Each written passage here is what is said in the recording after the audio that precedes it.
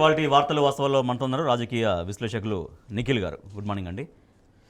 ఇవాళ ప్రధానంగా మనం వార్తల వాస్తవాల్లో 3 అంశాలపైన డిస్కస్ చేయబోతున్నాం. నెంబర్ 1, 50,000 కోట్ల అప్పు. 8 నెలల్లోనే 50,118 కోట్లు అప్పు చేసింది రేవంత్ సర్కార్. ఒక ప్రాజెక్టు లేదు, ఒక ప్రజా సంక్షేమం లేదు.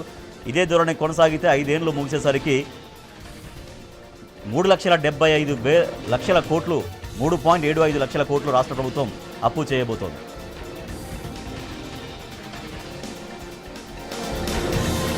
నెక్స్ట్, సర్కారు పైన ఉద్యోగుల జంగ్ సైరన్ మోగించారు. డిఏ ఏది, పీఆర్సీ ఎప్పుడు ఇస్తారనేది 53 ఉద్యోగ సంఘాల సంయుక్త ప్రకటన చేశాయి. ప్రభుత్వం ముందు 13 ప్రధాన డిమాండ్లు ఉంచాయి.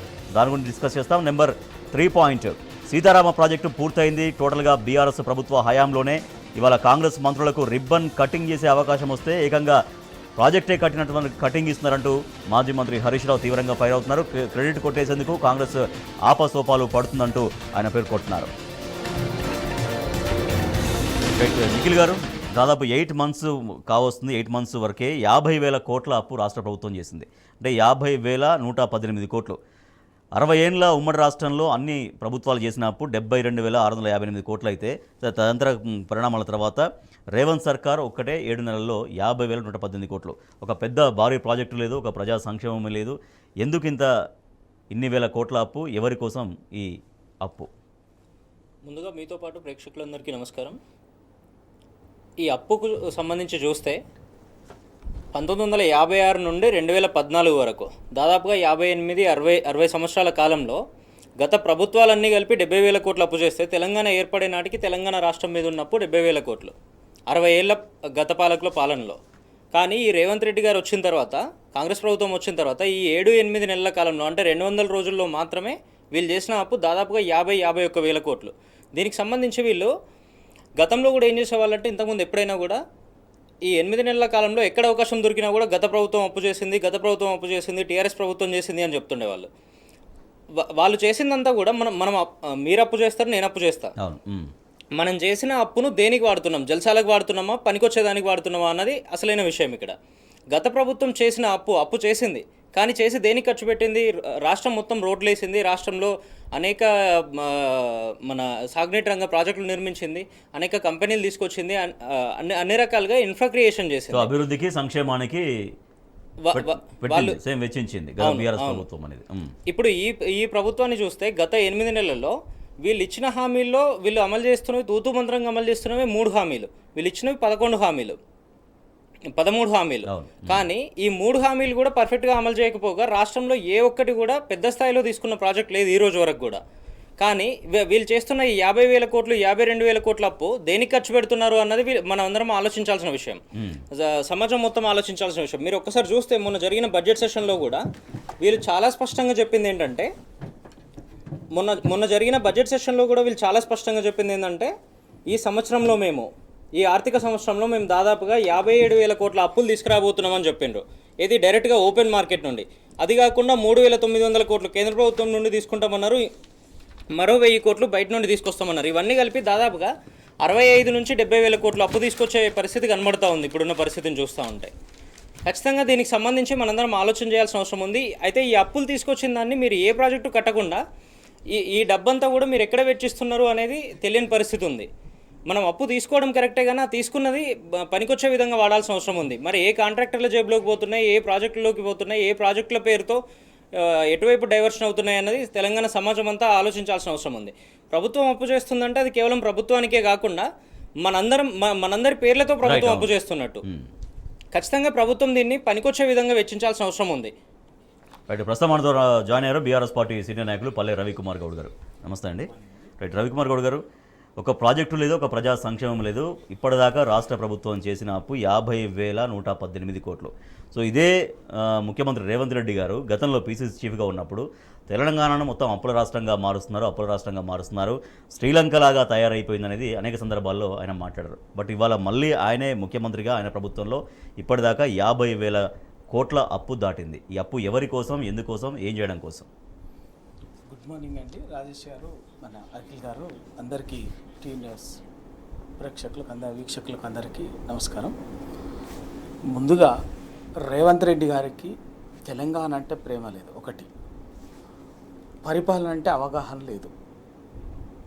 2, 3 తను ఏది పడితే అది మాట్లాడటం. తను ముఖ్యమంత్రి కుర్చీలో కూర్చొని కూడా అసలు పరిపాలన అనేది మిగతా సంక్షేమం అనేది అభివృద్ధి అభ్యున్నతి అనేది రకరకాల అంశాలు ఉంటాయి. ఇది ఏది లేకుండా నోటికొచ్చినట్టు ఒక వీధి రౌడి మాట్లాడే భాషని అసెంబ్లీలో కూడా మాట్లాడే సాహసం చేసేటటువంటి ముఖ్యమంత్రి రేవంత్ రెడ్డి గారు. సేమ్ దానికి కొనసాగింపుగానే మొన్న మహానుభావుడు దానం నాగేందర్ గారు కూడా అసెంబ్లీలో అట్లనే మాట్లాడారు. ఇవాళ తెలంగాణ వచ్చే నాటికి 2014 నాటికి తెలంగాణ ఆర్థిక పరిస్థితి కానీ ఏ రంగం తీసుకున్నా కూడా అధ్వానమైన స్థితిలో ఉండే, విధ్వంసమైనటువంటి పరిస్థితుల్లో ఉండే. ఆర్థిక పరిస్థితి కావచ్చు, సాగునీటి రంగం కావచ్చు, కాదు విద్యుత్ రంగం కావచ్చు, ఇది కావచ్చు, సంక్షేమం అన్నీ. వాళ్ళ 2024 నాటికి వచ్చేసరికి తెలంగాణ పరిస్థితి 10 ఏళ్ళు, సరిగ్గా 10 ఏళ్ల తర్వాత తెలంగాణ పరిస్థితి ఏ విధంగా ఉందన్నది చూడండి. అది ఏది లేకుండా ఇవాళ తలసరి ఆదాయంలో దేశంలో నెంబర్ 1, ఐటీ ఉత్పత్తుల్లో నెంబర్ 1, ఐటీ ఎంప్లాయబిలిటీలో నెంబర్ 1, మిగతా అన్ని విషయాల్లో నెంబర్ 1 ఉన్నటువంటి తెలంగాణ ఇవాళ లాస్ట్కు మళ్ళీ ఏం చేస్తున్నారంటే అప్పులు లేదు. ఆ రోజు 10 ఏళ్లలో కేసీఆర్ గారు ప్రభుత్వం తీసుకువచ్చింది ప్రతి దానికి ప్రతి పైసాకు లెక్క ఉన్నది. ప్రతి పైసా కూడా ఒక క్యాప్టివ్ ఇన్వెస్ట్మెంట్గా, ఒక పెట్టుబడిగా మార్చిండ్రు. కాబట్టే ఇవాళ ఈ ఫలాలు ఈ 10 ఏళ్లలో ఇవాళ ఆ రోజు ఉమ్మడి రాష్ట్రంలో ఉమ్మడి ఆంధ్రప్రదేశ్ మొత్తం బడ్జెట్ 2014 నాటికి 1,00,000 కోట్లు. ఇవాళ ఒక్క తెలంగాణ బడ్జెట్ 3 లక్షల కోట్లు. తెలంగాణ రెవెన్యూ ఆదాయం 1,60,000 కోట్లకు మించి ఉన్నది. ఇవాళ రెవెన్యూ ఆదాయం అటువంటిది. ఇవాళ ఇప్పటికే దాన్ని పక్కకు పెట్టి అప్పులు తెచ్చిరు అని చెప్పి నోటికి వచ్చినట్టుగా మాట్లాడి 50,000 కోట్లు ఒకసారి మనం డీటెయిల్డ్ గా చూస్తే 50,000 కోట్లు దేనికి తెచ్చిందో కూడా అర్థం కాదు. ఒక్క ప్రాజెక్టు చేపట్టలే, ఇప్పటికీ ఒక్క ప్రాజెక్టు చేపట్టలే. ఒక సంక్షేమ కార్యక్రమం బస్సులో ఫ్రీ బస్ అనే ఒక సంక్షేమ డివైడ్ చేస్తే నిమిషానికి 14.5 లక్షలు, గంటకు 8.7 లక్షలు, రోజుకు 210 కోట్లు, నెలకి 6,264 కోట్లు అప్పులు అనమాట. సో ఇదే పద్ధతి, ఇదే ధోరణి కొనసాగితే 5 ఏళ్లు ముగిసేసరికి 3.75 లక్షల కోట్లు ఈ రాష్ట్ర ప్రభుత్వం అప్పు చేయబోతోంది అనేది. ఇంకెక్కువ అవుతుంది మీరు అనుకుంటున్నారు కదా. 3 ఇదే ట్రెండ్ కొనసాగితే ఇక మరి ఇంకా దీంట్లో ఇప్పటికి లేదు కదా. ఆయన ఆ 16,000 కోట్లతో ప్రతిపాదించినటువంటి మూసి ప్రక్షాళన 1,50,000 కోట్లకు లెక్కలు చెప్పారు కదా. అది కనుక అయింది అనుకోండి, మీరు అన్నదే 3 కదా 5 లక్షలు దాటుతుంది.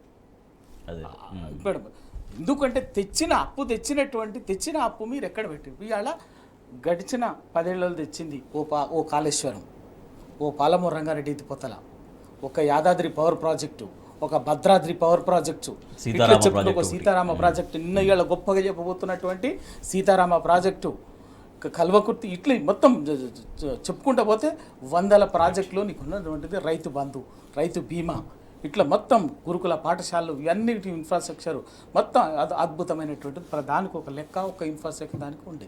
ఇవాళ 50,000 కోట్లు తెచ్చి 8 నెలల్లో మీరు చెప్తున్నారు 6 నెలలు ఎన్నికలు పోయినాయి. మరి దేనికి ఖర్చు పెట్టిండ్రు? మరి ఈ 8 నెలల్లో తెలంగాణ ప్రభుత్వానికి న్యాయ పైసా ఆదాయం రాలేదా? రావాలి కదా, వస్తుంది. ఎందుకు రాదు? బ్రహ్మాండంగా నీకు రెవెన్యూ సంవత్సరానికి గవర్నమెంట్కు పన్నుల రూపంలో వచ్చేటటువంటిది ఒక 5-6 రెవెన్యూ డిపార్ట్మెంట్స్ ఉంటాయి. ఆ revenue departments stamps and registrations, excise, తర్వాత కొన్ని కమర్షియల్ టాక్సెస్, ఇటువంటి అవి కలిపే ఇవాళ దాదాపు 1,60,000 1,70,000 కోట్లు వస్తాయి సంవత్సరానికి. 8 నెలలు almost financial year 2/3 financial year అయింది కదా. ఏమైనా మరి ఇవన్నీ 50,000 కోట్లు ఎందుకు తెచ్చిండ్రు? దేనికి? ఒక్క సంక్షేమ కార్యక్రమం. ఆఖరికి రైతు బంధు కూడా మీరు రుణమాఫీ అని చెప్పారు. ఆ రుణమాఫీ ఎక్కడిది? రైతు బంధు రెగ్యులర్గా 7 సంవత్సరాలుగా నిరాటంకంగా దేశంలో ఒక గొప్పగా ఇస్తున్నటువంటి ఇలా రైతు బంధు ఇవ్వకపోతున్నారు. మీరు రైతు బంధు ఎగ్గొడుతుంది. ఇంకా 10,000 రైతు బంధు ఎగ్గొడుతుంది. ఆ 12,000 కోట్లే రైతు బంధుగా ఇచ్చే 12,000 కోట్లనే ఇప్పటికీ రుణమాఫీ కింద మాఫీ చేస్తుంది. అది కూడా 1,00,000 కుర్రీలతోటి. ఇంకా నడుస్తుంది. ఏది మీరు కొత్తగా చేసినటువంటి కార్యక్రమం ఏం చెప్పండి? అదే 12,000 కోట్లు రైతులకు రైతు బంధు రూపంలో పోవాల్సిందే కదా. ఇప్పుడు ఇది జూలై ఆగస్టులోనే పోయేది కదా. జూలై ఆగస్టు ముగింపు, August half of the June నుంచి జూలై ఎండింగ్ వారం అటు ఇటు ఉంటే కొందరికి ఒక సెక్షన్కి ఒక పెద్ద 10 ఎకరాలు 20 ఎకరాలు ఉన్నటువంటి వాళ్ళకు ఆగస్టు 10-15 వరకు first week second week close అయిపోయింది. అవే డబ్బుల్ని ఇవాళ మీరు రైతు బంధు రూపంలో ఇవ్వాల్సినటువంటి డబ్బుల్ని రుణమాఫీగా చేస్తుంది. ఏది చెప్పండి మీరు ఒక్కొక్క దేని తెచ్చిపెట్టిండ్రు? వాళ్ళ అడ్డగోలిగా మీరు దుర్వినియోగం మీరు పంచుకోవటానికి తప్పితే ఆ రోజు ఎన్నికల నాటికి కేసీఆర్ గారి ప్రభుత్వం 7,000 కోట్లని అకౌంట్లో సిద్ధంగా పెట్టింది. దాన్ని ఆపితిరి.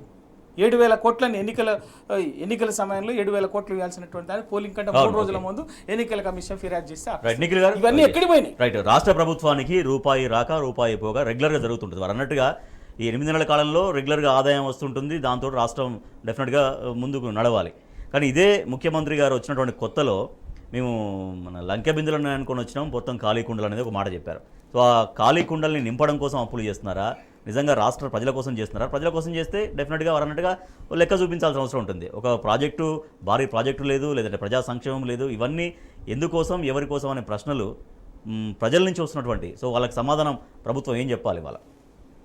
వాళ్ళు చెప్తున్నట్టు ప్రస్తుత ముఖ్యమంత్రి రేవంత్ రెడ్డి గారు అనేక సార్లు చెప్పిండు మీరు అన్నట్టుగా లంకె బిందెలు ఉన్నాయి అనుకొని వచ్చినాం, ఖాళీ కుండలు ఉన్నాయని. ఖాళీ కుండలు లేవు, లంకె బిందెలే ఉన్నాయి. ఇక్కడ ఈ రోజు కూడా లంకె బిందెలే ఉన్నాయి.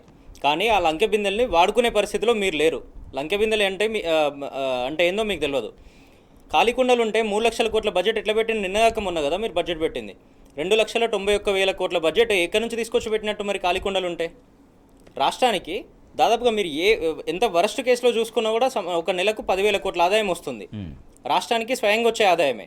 అది కాకుండా సెంట్రల్ నుండి వచ్చే డివల్యూషన్ ట్యాక్సెస్ ఇవన్నీ కలుపుకుంటే దాదాపుగా అన్న చెప్పినట్టు 2 లక్షల కోట్లు వస్తుంది ఒక సంవత్సరానికి. ఇంకోటి వీళ్ళు చెప్తుంది ఏంటంటే గత ప్రభుత్వం 7 లక్షల కోట్లు 8 లక్షల కోట్లు అప్పు చేసిందని చెప్తున్నారు. చేయలేదు. కేంద్ర ప్రభుత్వం మొన్న వీళ్ళ కాంగ్రెస్ సభ్యులే అడిగితే మొన్న పార్లమెంట్లో చాలా స్పష్టంగా సమాధానం చెప్పింది. గత 10 ఏళ్లలో తెలంగాణ రాష్ట్రానికి సంబంధించి జరిగిన అప్పు కేవలం 3,28,000 కోట్లని. దాన్ని డబుల్ చేసి చెప్తా ఉన్నారు మీరు. మొన్న అసెంబ్లీలో ఏదో చదివినారు కదా, మోటార్లకు మీటర్లకు సంబంధించి నాన్ అగ్రికల్చర్ ఉంటే అది ఒక్కటి స్కిప్ చేసి చదివినట్టుగా సేమ్ పబ్లిక్ని డైవర్ట్ చేసే ప్రయత్నం చేస్తూ ఉన్నారు. విషయంలో అబద్ధాలు చెప్పడము, ప్రజల్ని తప్పుదోవ పట్టియడము, విషపూరిత ప్రచారం చేయడము తప్ప వీళ్ళకి ఏమీ తెలియదు. ప్రజలు ఉసురు. ఇంకో విషయం వీళ్ళు చెప్తుంది ఏంటంటే గత ప్రభుత్వం చేసిన అప్పులకు మేము వడ్డీలు కడుతున్నామని చెప్తా ఉన్నారు. మొన్న వీళ్ళు పెట్టిన బడ్జెట్లో చాలా స్పష్టంగా చూపించిండ్రు. సంవత్సరానికి సంబంధించి గత ప్రభుత్వ అప్పులకు మేము కేవలం 17,000 కోట్లు మాత్రమే వడ్డీలు కడుతున్నామని. 17,000 కోట్లను మీరు 12 నెలలకు డివైడ్ చేస్తే దాదాపుగా వచ్చేది 13,000-14,000 కోట్లు. దాన్ని వీళ్ళు చెప్తుంది 6,000 కోట్లు 7,000 కోట్లు కడుతున్నామని చెప్తున్నారు. ఆ బ్యాలెన్స్ అమౌంట్, డిఫరెన్స్ అమౌంట్ ఏదైతే ఉందో అది ఏ కాంట్రాక్టర్ల జేబులోకి పోతున్నాయి, ఏ ప్రాజెక్టుల పేరుతోని ఎవరి జేబుల్లోకి పోతున్నాయి ఒక్కసారి మనం ఆలోచన చేయాల్సిన అవసరం ఉంది. రైట్.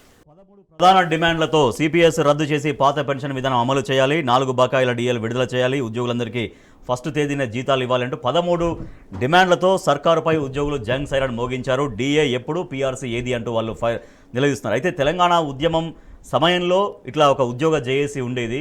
తెలంగాణ ఉద్యమం అయిపోయింది, రాష్ట్రం ఆవిర్భవించడం జరిగింది. 10 సంవత్సరాల పరిపాలన తర్వాత మళ్ళీ ఇవాళ ఉద్యోగ సంఘాల జేఏసీ ఏర్పాటు చేశారు. ఈ ప్రభుత్వాన్ని కొన్ని ప్రధాన డిమాండ్లు వాళ్ళు డిమాండ్ చేస్తూ మొత్తం 53 సంఘాలు సంయుక్త ప్రకటన చేశాయి. హామీల అమలుకు వాళ్ళు డిమాండ్ చేస్తూ ఉన్నారు. వాళ్ళు తర్వాత కార్యాచరణ అనేది ప్రకటించబోతున్నారు. రైట్. రవికుమార్ గౌడ్ గారు, సర్కారు పైన ఉద్యోగుల జంగ్ సైరన్ అనేది మనం చూస్తున్నాం. ఇందాక అంటే మనం మాట్లాడుతున్నట్టుగా తెలంగాణ ఉద్యమ సమయంలో ఉద్యోగ జేఏసీ ఉండేది. సో అది మళ్ళీ ఇవాళ అందరూ ఉద్యోగులు, ఉపాధ్యాయులు, పెన్షనర్లు చేతులు గలుపుతూ ఇవాళ రాష్ట్ర ప్రభుత్వం ముందు వాళ్ళు ప్రధానమైన డిమాండ్లు 13 ఉంచారు. వాళ్ళ డిమాండ్ల పరిష్కారానికి ప్రభుత్వం ఎట్లా చొరవ చూపాల్సిన అవసరం ఉంది? ఇప్పుడు ఉద్యోగులు గడిచిన 10 సంవత్సరాల్లో చూసినాం. అన్నట్టు తెలంగాణ ఉద్యమంలో ఉద్యోగులు ప్రతి చిన్న స్థాయి నుంచి గెస్టెడ్ గ్రూప్ 1 ఆఫీసర్ స్థాయి వరకు సంఘాలుగా ఏర్పడి అన్ని కలిపి ఒక జేఏసీగా నిలబడి అవును. మళ్ళీ ఇవాళ ఆ జేఏసీ అవసరం. 10 ఏళ్ల తెలంగాణ కోసం వాళ్ళు రోడ్లెక్కి ఇట్లా పోరాటం చేస్తే తప్ప సమస్య పరిష్కారం వాళ్ళొచ్చు. ఇవాళ మళ్ళీ ఆ జేఏసీ అవసరం. ఇప్పుడు అందరూ మనం ఒక్కటిగా ఉంటే తప్ప మనల్ని మనం సమస్యలు పరిష్కరించుకోలేము. ఎందుకు ఆ పరిస్థితి వచ్చింది? ఆ రోజు తెలంగాణ రాగానే కేసీఆర్ గారు వీళ్ళు అడగకుండానే 44% ఫిట్మెంట్ ఇచ్చింది. 44% అసలు చరిత్రలోనే ఎప్పుడు లేదు. 44% ఫిట్మెంట్ ఇచ్చిండ్రు. దాంతో దేశంలో అత్యధిక జీతాలు ఉన్నటువంటి రాష్ట్రంగా తెలంగాణ ఉద్యోగులకు వచ్చేసి వాళ్ళ మళ్ళీ అవసరాల కోసం ఉద్యోగులు ఎప్పుడు నిరంతరంగా కొన్ని సమస్యలు ఉంటే వాటి కోసం ఆ నిరంతరంగా ఉంటుంటాయి. వాటిని ఆసరా తీసుకుని ఉద్యోగులను కూడా గతంలో రెచ్చగొట్టి వీళ్ళే ఇదే రేవంత్ రెడ్డి గారు, బట్టి విక్రమార్క గారు, ఇదే కాంగ్రెస్ నాయకులు అందరూ కలిసి ఎన్నికల మేనిఫెస్టోలో మీకు వచ్చిన ఇది పెట్టిరు. చాట భారతం అంతా సమస్యలు చెప్పిరు. వాళ్ళు ఏం చెప్పిండ్రు? అధికారంలోకి వచ్చిన 15 రోజుల్లోనే మొత్తం ఉద్యోగులతోటి కూర్చొని, ముఖ్యమంత్రి గారు కూర్చొని మొత్తం మీతోటి చర్చించి వాటికి మొత్తం సమస్యను మళ్ళీ మీకు సమస్యలు అంటూ లేకుండా పరిష్కారం చేస్తామని చెప్పి హామీ ఇచ్చిండ్రు. అది అట్లా మభ్యపెట్టిండ్రు. 15 రోజులు అయిపోయింది, 9 నెలలు 8 నెలలు అయిపోయింది, 9వ నెల నడుస్తుంది. వాళ్ళ ఏమైంది? ఇప్పటికీ ఏ సమస్య పరిష్కారం కాలేదు. అదే పిఆర్సీ గడువు తీరి ఎలక్షన్ల టైంలోనే లాస్ట్ టైం పిఆర్సీ గడువు తీరిపోయింది. గడువు తీరిపోయి ఇప్పటికీ దాదాపు నాకు తెలిసి 11-12 నెలలు అవుతుంది గడువు తీరింది. మీరు దాని గురించి ఇప్పటివరకు పిఆర్సీ లేదు. 2 మన కాంట్రిబ్యూటరీ పెన్షన్ స్కీము రద్దు చేస్తామని చెప్పారు. అప్పుడేం రద్దు చేస్తాం వెంటనే అని చెప్పారు. అధికారంలోకి వచ్చినాకేంది దాన్ని రివ్యూ సమీక్షించడం కోసం కమిటీ అని మాట మార్చి మళ్ళీ ఇంకో మాట మార్చి గొంతు మార్చారు. ఇట్లా ఉద్యోగులకు సంబంధించినటువంటి కాంట్రాక్టు ఉద్యోగులను వెంటనే రెగ్యులరైజ్ చేస్తామని చెప్పారు. కాంట్రాక్ట్ అండ్ అవుట్ సోర్సింగ్ ఒకటిగా చేస్తామని చెప్పి అన్ని 1,15,00,000 చెప్పారు. 317 ఇంకోటి ఏదైతే ఉద్యోగుల్లో ఎక్కడైతే కింద చిన్న అసంతృప్తి, ఎక్కడో చిన్న వ్యక్తిగతంగా చిన్న ఇష్యూస్తో కారణంగా ఉంటుందో ప్రతి దాన్ని ఒక ఇండివిజువల్స్ సమస్యను తీసుకొని మొత్తం ఉద్యోగ వర్గాన్ని రెచ్చగొట్టే ప్రయత్నం చేసిండు. అది చేసింది వాళ్ళ పరిస్థితి. అది వాళ్ళ పసిగట్టిరు ఉద్యోగులు. పసిగట్టిక మనం మోసపోయినాం.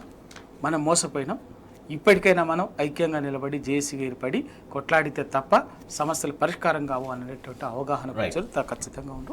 ఇవాళ దానికి సంబంధించినటువంటి సమస్యలు ఏవైతే ఉంటాయో అని బీఆర్ఎస్ పార్టీ కూడా, ఎందుకంటే బీఆర్ఎస్ పార్టీ తెలంగాణ ఉద్యోగులని హక్కును చేర్చుకున్నటువంటి ఉద్యమంతో కలిసి పనిచేసినటువంటి అందరితో ఉన్నటువంటి ఉద్యోగుల హక్కుల కోసం బీఆర్ఎస్ పార్టీ నిలబడతారు. ప్రస్తుతం మనతో మాట్లాడేందుకు ఫోన్ లైన్లో ఉన్నారు టీఎన్జిఓ మాజీ అధ్యక్షులు దేవి ప్రసాద్ గారు. గుడ్ మార్నింగ్ దేవి ప్రసాద్ గారు. Good morning Raj. Good morning. Yes Deviprasad గారు, తమతో వెంటనే చర్చించి సమస్యలు పరిష్కరించకపోతే సీఎం రేవంత్ రెడ్డితో మేము తాడో పేడో తేల్చుకుంటాం. ఇది ఉపాధ్యాయులు, ఉద్యోగులు, పెన్షనర్లు ప్రభుత్వానికి చేసినటువంటి హెచ్చరిక. సో మీలాంటి సీనియర్ల గైడెన్స్ ఏంటి? ఎట్లా వాళ్ళ ఉద్యోగ సంఘాలందరూ కూడా కలిసి ముందుకు వెళ్ళబోతున్నారు ఈ ప్రభుత్వానికి ప్రధాన డిమాండ్లు పరిష్కారం దిశగా సాధించుకునే దిశగా? Good morning. అక్కడ ఉన్నటువంటి మిత్రులకు నమస్కారం. తెలంగాణ ఉద్యోగులకు సంబంధించినటువంటి అనేక సమస్యల పరిష్కారం కోసం, ఎందుకంటే కాంగ్రెస్ పార్టీ అనేక హామీలు ఇచ్చి, ఉద్యోగులకు సంబంధించిన అనేక హామీలు ఇచ్చి అధికారంలోకి వచ్చి 8 నెలలు దాటిపోయినప్పటికీ కూడా ఉద్యోగ సంఘాలని పిలిపించి మాట్లాడినటువంటి దాఖలాలు లేవు. ఏ ఒక్క సమస్యను కూడా పరిష్కరించినటువంటి నేపథ్యంలో మొట్టమొదటిసారిగా ఇవాళ అన్ని ఉద్యోగ, ఉపాధ్యాయ, కార్మిక, పెన్షనర్ల సంఘాలన్నీ కూడా ఐక్యం అవడం అనేటువంటిది ఇది నిజంగా స్వాగతించాల్సినటువంటి అంశం. ఎందుకంటే తెలంగాణ ఉద్యమ సందర్భంగా అన్ని ఉద్యోగ సంఘాలు ఏకమై తెలంగాణ ఉద్యమంలో అన్ని వర్గాలతో పాటు కలిసి ఎట్లా పోట్లాడిందో ఇవాళ తమ సమస్యల సాధన కోసం అదే రీతిలో ప్రయత్నం జరగాలనేటువంటి ఒక క్రియాశీలకమైనటువంటి నిర్మాణం చేసినందుకు నేను ఉద్యోగ, ఉపాధ్యాయ సంఘాలందరినీ కూడా అభినందిస్తా ఉన్నా. రెండవది, ఇవాళ ప్రభుత్వం అధికారంలోకి రాగానే 4 DAలు తక్షణం చెల్లిస్తామని చెప్పి ప్రభుత్వం హామీ ఇచ్చింది. గతంలో కేసీఆర్ గారి ముఖ్యమంత్రిగా ఉన్నటువంటి సందర్భంలో కేబినెట్ ఒక DA విడుదల కోసం ఎలక్షన్ కమిషన్ చెప్పిన తర్వాత, ఎన్నికలు అయిపోయిన తర్వాత రిలీజ్ చేయమని ప్రభుత్వాన్ని ఆదేశించినప్పటికీ కూడా వచ్చినటువంటి ప్రభుత్వం ఒక DA కూడా మంజూరు చేయలేదు. పైగా ఇప్పుడు 4 DAలు డ్యూ ఉన్నాయి. అట్లాగే రెండవది PRCకి సంబంధించి 1/7/2023 నుంచి తెలంగాణ ఉద్యోగులకు PRC అమలు కావాల్సినటువంటి అవసరం ఉంది. కర్ణాటక రాష్ట్రంలో ఎంతసేపు కర్ణాటక పేరు చెప్తున్నటువంటి తెలంగాణ కాంగ్రెస్, కర్ణాటక ప్రభుత్వం 27.5% ఫిట్మెంట్ తో తమ ప్రభుత్వ ఉద్యోగులకు PRC ప్రకటించింది. కానీ తెలంగాణ ఉద్యోగులకు ఇప్పటి వరకు PRC వైపు సరైనటువంటి దృష్టి పెట్టలేదనేటువంటి మాట వాస్తవం. అట్లాగే CPS విధానం రద్దు చేస్తామని చెప్పి ఎన్నికల్లో హామీ ఇచ్చింది. ఇప్పటికీ CPS మీద ఒక కమిటీ కానీ ఒక నిర్ణయం కానీ తీసుకోనటువంటి స్థితి. ఇక 317 జీవో, ఇట్లా అనేక సమస్యలు కూడా పెండింగ్ లో ఉన్నాయి. 31/3/24 నుంచి అనేక మంది ఉద్యోగులు రిటైర్ అవుతా ఉన్నారు. ఈ రిటైర్ అయిన ఉద్యోగులను కూడా ఉత్తి చేత్తో ఇంటికి పంపించేటువంటి ప్రయత్నం చేస్తూ ఉన్నారు. వాళ్ళకు రావాల్సినటువంటి ఫండ్స్ ఏవైతే జీపీఎఫ్ కానీ, కమిటేషన్ కానీ, సరెండర్ లీవ్ కానీ ఇటువంటి ఏవి కూడా ఇవ్వకుండా పెండింగ్ పెట్టి ఇవాళ ఉద్యోగులను ఆర్థికపరమైనటువంటి ఇబ్బందులకు గురి చేస్తూ ఉన్నారు. కాబట్టి ఇవన్నీ దృష్టిలో పెట్టుకొని ఇక ఈ ప్రభుత్వం మాకు న్యాయం చెయ్యదు, పోరాటమే మార్గం అని ఇవాళ ఉద్యోగ సంఘాలు, ఉపాధ్యాయ సంఘాలన్నీ కూడా ఐక్యం కావడం, వాళ్ళు ఒక 30 డిమాండ్లతో ప్రభుత్వానికి నివేదించడం అనేటువంటిది ఒక మంచి పరిణామం. అయితే ముఖ్యమంత్రి గారు ఇప్పటి వరకు ఒక్కసారి కూడా వాళ్ళని కలిసి పిలిపించి మాట్లాడినటువంటి పాపాన పోలేదు.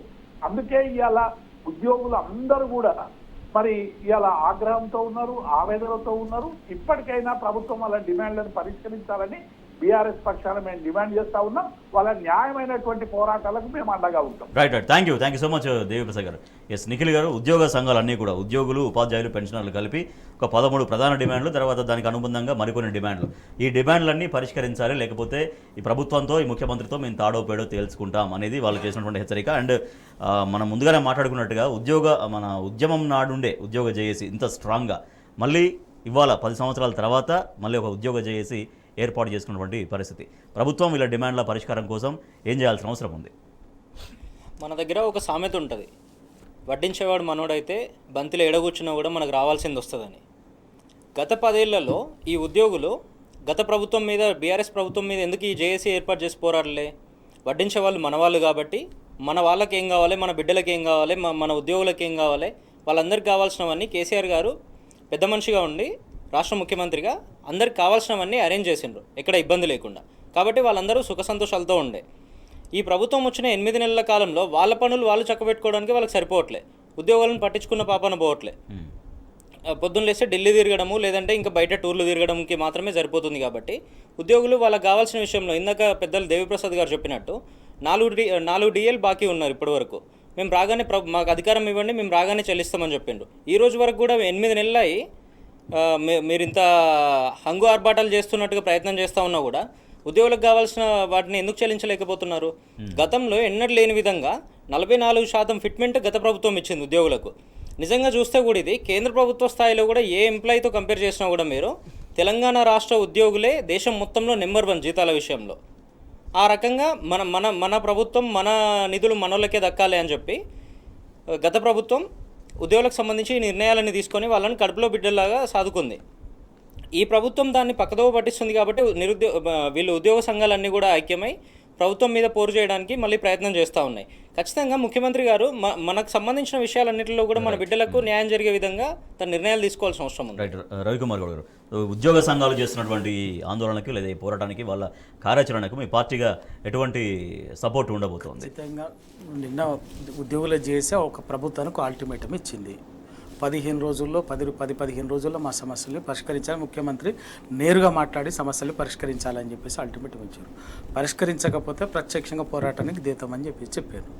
బరాబర్ ఖచ్చితంగా బీఆర్ఎస్ పార్టీ ఉద్యోగులు, బీఆర్ఎస్ పార్టీ కాదు, తెలంగాణ కోసం బీఆర్ఎస్ పార్టీతోటి కేసీఆర్ గారితో కలిసి నడిచి సకల జనుల సమ్మె దేశంలోనే చేసినటువంటి ఉద్యోగులు. అటువంటి ఉద్యోగులు రోడ్డు మీదకి వచ్చిన తర్వాత టీఆర్ఎస్ పార్టీ ఖచ్చితంగా వాళ్ళ హక్కుల కోసం అవసరమైతే పార్టీ కూడా ప్రత్యక్షంగా కార్యాచరణకు దిగే పరిస్థితి ఉంటుంది, దిగుతుంది, వాళ్ళని కాపాడుకుంటుంది, వాళ్ళ హక్కుల కోసం బీఆర్ఎస్ పార్టీ పోరాటం చేస్తుంది. దాంట్లో సమస్య లేదు.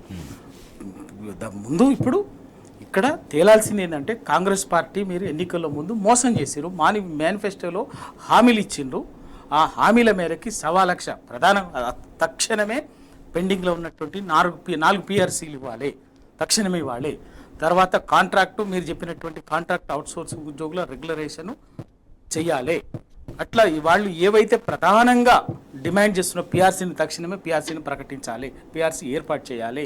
తర్వాత CPC contributory pension, CPS contributory pension స్కీమ్కి సంబంధించినటువంటిది తక్షణమే నిర్ణయం తీసుకొని దాన్ని old OPS old pension scheme హామీ ఇచ్చారు. మీరు ఏదో మళ్ళీ మేము అది చేస్తాం ఇది చేస్తామని చెప్పాలి, చాలా స్పష్టంగా ఆలయాపన చెప్పకుండా ఆ హామీలను ఫుల్ఫిల్ చేయాలి. లేకపోతే బరాబర్ మీరు మీ సంగతి ఎంతో తెలుసాలి. ఖమ్మం జిల్లాను పూర్తిగా సస్యశ్యామలం చేసే సీతారామ ప్రాజెక్టు పూర్తి కృషి కేసీఆర్ శ్రమ ఫలితమే వాళ్ళ సీతారామ ప్రాజెక్టు అనేది మాజీ మంత్రి హరీష్ రావు స్పష్టం చేస్తున్నారు. కాంగ్రెస్ మంత్రులుగా మీకు రిబ్బన్ కటింగ్ చేసే అవకాశం వస్తే ఏకంగా ప్రాజెక్టు మొత్తం మీరే కట్టినట్టు కటింగ్ ఇస్తున్నారంటూ కూడా ఆయన ఎద్దేవా చేశారు. రవికుమార్ గౌడ్ గారు, బీఆర్ఎస్ హయాంలోనే మొత్తం 90% సీతారామ ప్రాజెక్టు కంప్లీట్ అయింది. కేవలం మీరు ఇప్పుడు ప్రారంభించడం కోసం మాత్రమే చేస్తున్నారు. సో దీనికి టోటల్గా మొత్తం కాంగ్రెస్ ప్రభుత్వం 7 నెలల్లో భూసేకరణ చేసి ప్రాజెక్టు కట్టినంత బిల్డప్ ఇస్తున్నారు కాంగ్రెస్ నాయకులు మంత్రులు అంటూ హరీష్ రావు గారు ఎద్దేవా. ఇప్పుడు ఒక్కటి ఇది కూడా హరీష్ రావు గారు చెప్పినట్టుగా 32,000 ఉద్యోగాలు 3 నెలల్లో 32,000 ఉద్యోగాలు చెప్పిన మన కథ ఉంది కదా, సేమ్ అటువంటిది ఇది కూడా.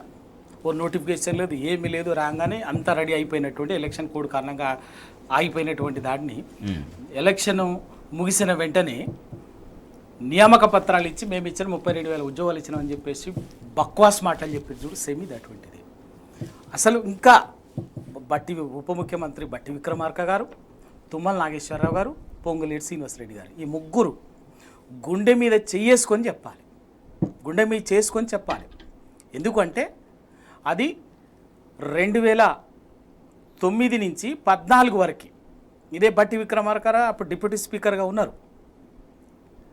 ఆ ప్రాజెక్టు ఏమైంది చెప్పండి. తట్టడి మట్టి తీసిండ్రా, ఒక పర్మిషన్ తెచ్చిండ్రా, లేకపోతే ఒక ఏమన్నా కనీసం ఒక అనుమతులనే తెచ్చిండ్రా? తెలియదు కదా. ఇది వాస్తవంగా ఇందిరాసాగర్ ప్రాజెక్టుని రీడిజైన్ చేసి ఖమ్మం జిల్లా కోసం చిన్నది చేసి మొత్తం ఖమ్మం జిల్లాకి, ఎందుకంటే అప్పటి వరకు ఖమ్మం జిల్లాకి కృష్ణా వాటరు ఇస్తున్నాం. ఆ కృష్ణా వాటర్ అనేది సమస్య వస్తుందని ఖమ్మం జిల్లాకి, ఉమ్మడి ఖమ్మం జిల్లాకి గోదావరి జిల్లాలు, ఎందుకంటే గోదావరి అంతా ఖమ్మం నుంచే వస్తుంది, కానీ దానికి ఒక చిన్న ఎక్కడ ప్రాజెక్టు నుంచి కవరేజ్ కూడా లేదు, ఎక్కడ ఒక్క ఎకరానికి కూడా కవరేజ్ లేదు. ఆ గోదావరి జలాలు ఇవ్వడం ద్వారా ఖమ్మం జిల్లా కరువుని తీర్చాలనేటువంటి ఒక గొప్ప సంకల్పంతో కేసీఆర్ గారు సీతారామ ప్రాజెక్టు డిజైన్ చేసిండు.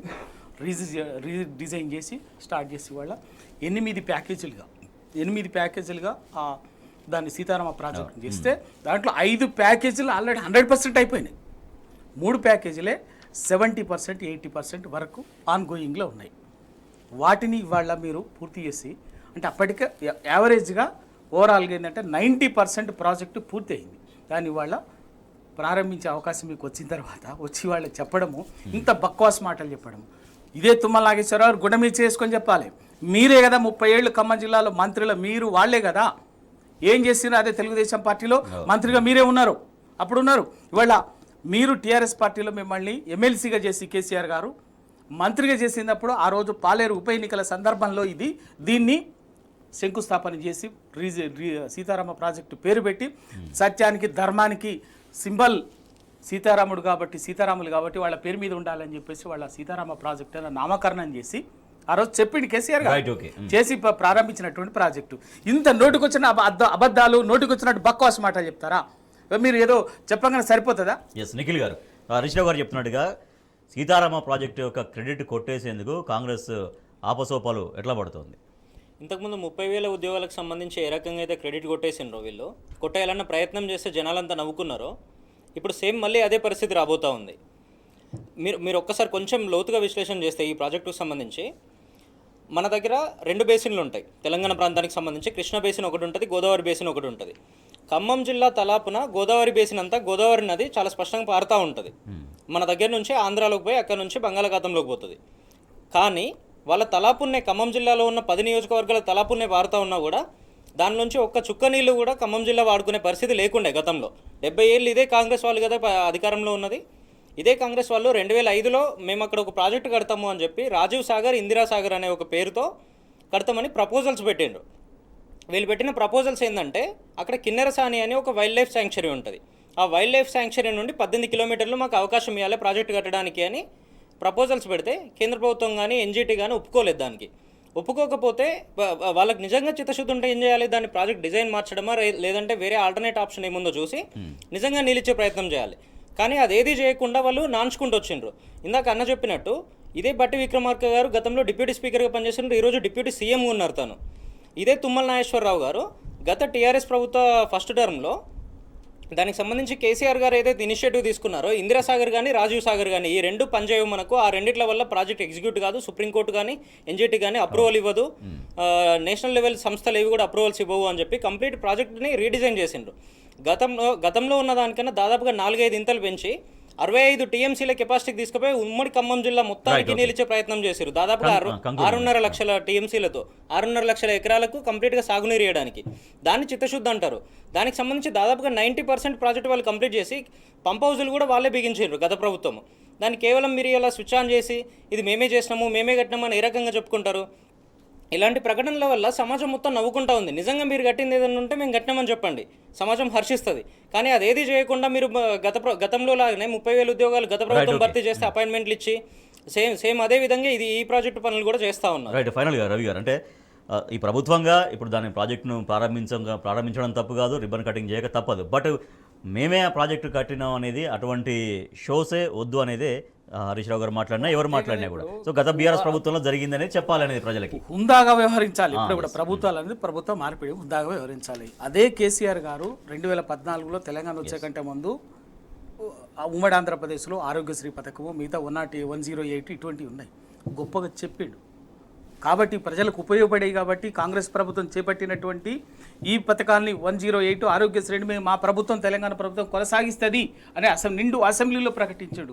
అది కదా హుందాతనము, అది కదా గొప్పగా వ్యవహరించేటటువంటి ఒక స్టేట్స్మెన్షిప్ ఉండాలి. ఇవాళ మీరు 2014 వరకు దానికి ఒక చిన్న అనుమతిని తీసుకురాలి, ఏమి చెయ్యలే. దశాబ్దాలుగా దానికోసము పేరు పెట్టి ప్రాజెక్టును వదిలేస్తే దాన్ని కేసీఆర్ గారు తెలంగాణ రాగానే దాన్ని 2015లో రీడిజైనింగ్ చేసి 6.5 లక్షల ఎకరాలకి ఖమ్మం జిల్లాకి, అప్పటి వరకు తెలియదా, ఎవరికి తెలియదు అనుకుంటారు మీరు? ఎవరి ప్రయోజనాల కోసం పనిచేసారు? అప్పుడు ఆంధ్ర ప్రయోజనాల కోసం పనిచేసి అదే పోలవరం ప్రాజెక్టు కోసము ఖమ్మం జిల్లాకు గోదావరి నీళ్ళు లేకుండా చేసినటువంటి వాళ్ళు మీరు, దుర్మార్గులు మీరు.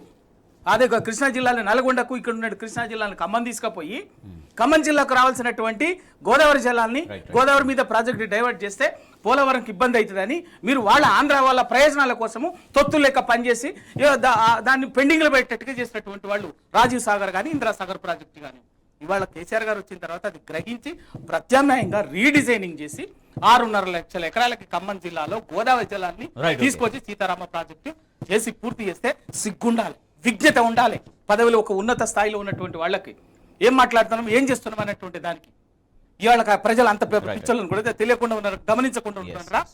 ఎస్, మీకు ఉందాతనం ఉంటే, మీకు నిజంగా మీరు ఒక నిజాయితీ ఉంటే ఎప్పుడు మొదలైంది, ఏం జరిగింది చెప్పాలి. రేపు ముఖ్యమంత్రి గారు రేపు 15వ తారీఖు పోయి ప్రారంభిస్తారట. ఇక ఆయనకి ఏం మాట్లాడుతారో మనం ఊహించగలం, చూద్దాం ఆ రోజు మాట్లాడతాం. థ్యాంక్ యూ సో మచ్ పల్లె రవికుమార్ గౌడ్ గారు, thank you so much Nikhil గారు, అండ్ ఫోన్ లైన్లో మాట్లాడిన టీఎన్జీఓ మాజీ అధ్యక్షులు బీఆర్ఎస్ నాయకులు దేవి ప్రసాద్ గారు కూడా thank you so much. Yes, ఇది ఇవాల్టి వార్తలు వాస్తవాలు. చూస్తూనే ఉండండి టీ న్యూస్.